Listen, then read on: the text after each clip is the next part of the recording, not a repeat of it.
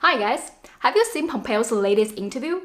It's gold. And Mr. Secretary, have you seen anything that gives you high confidence that it originated in that Wuhan lab? I can tell you that there is a significant amount of evidence that this came from that laboratory in Wuhan. This is gonna be good, right? Finally, there's a proof. Even I'm a little bit excited for this. Despite scientists from around the world declaring the virus has a natural origin, the all-knowing American government has still managed to find proof to the contrary. I cannot wait to see the proof. Do you believe it was man-made or genetically modified? Look, the best experts so far seem to think it was man-made. I have no reason to disbelieve that at this point. Yeah, I get it. Show us the proof, please. Your Office of the DNI says the consensus, the scientific consensus, was not man-made or genetically modified. That's right. I agree with that. Yeah, I've seen their analysis. I've seen the summary that you saw that was released publicly. I have no reason to doubt that that is accurate. Huh? Wait, do you believe it's man-made or not?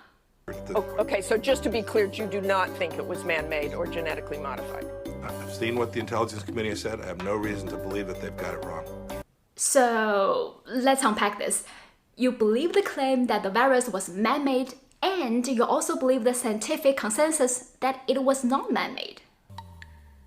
Is contradiction some contagious disease in the White House? Why everybody in the White House keeps contradicting themselves?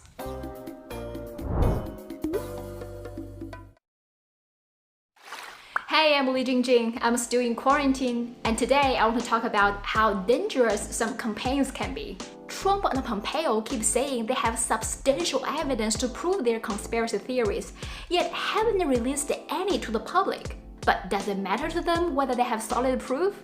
All they need to do is to change public's view about who is responsible. A report published on the Gray Zone says, a conspiracy theory about COVID-19 escaping from China's Wuhan Institute of Virology is the Trump administration's Iraqi WMD, a valid comparison. It seems the American government is using a similar tactic they used 17 years ago on Iraq. In 2003, the US led the invasion of Iraq and justified their actions by saying Saddam Hussein possessed a pile of weapons of mass destruction. Yet after bombing Baghdad and brought chaos to the Middle East, no WMDs were found. But after a long propaganda campaign by the Bush administration, a Gallup poll before the invasion shows that 64% of Americans were in favor of the war. And that number further rose to 72% a few days after the invasion. And Bush's approval up by 13 points. So now do you see how dangerous these campaigns can be? Not only do they gloss over their mistakes, these fear-mongering, demonizing campaigns will eventually make public believe that bombing and invading other countries is justified. So they are shifting the blames from the Trump administration's mishandling of this pandemic, which led millions of Americans infected, and inciting hatred towards China, making the public believe China is the source of their misery. Even during this pandemic, they've never taken a break from this China blame game. The White House is not only pushing US officials to blame China, now they're enlisting their foreign allies to join this blame game. But you know what? It's a political game. I get it. Every politician does that. And apparently Trump administration does that because they want to stay in power.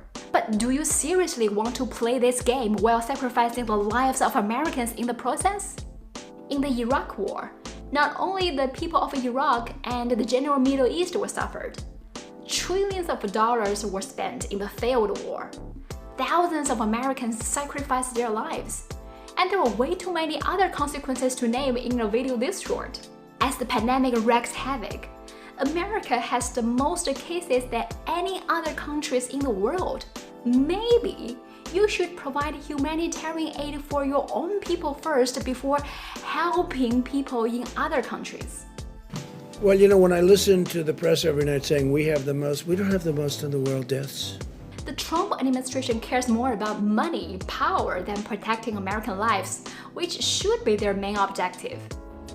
Although the Trump administration has produced zero evidence to prove their conspiracy theories, their constant China-blaming propaganda is working.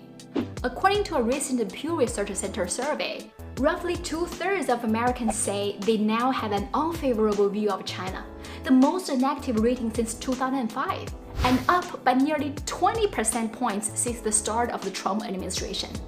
China. In order to pass the buck of their incompetent handling of this outbreak, Washington has become passionate about peddling conspiracy theories, blaming their shortcomings on other countries. That reminds me of something that Pompeo said himself. I was the CIA director. We lied, we cheated, we stole. It was like we had entire training courses.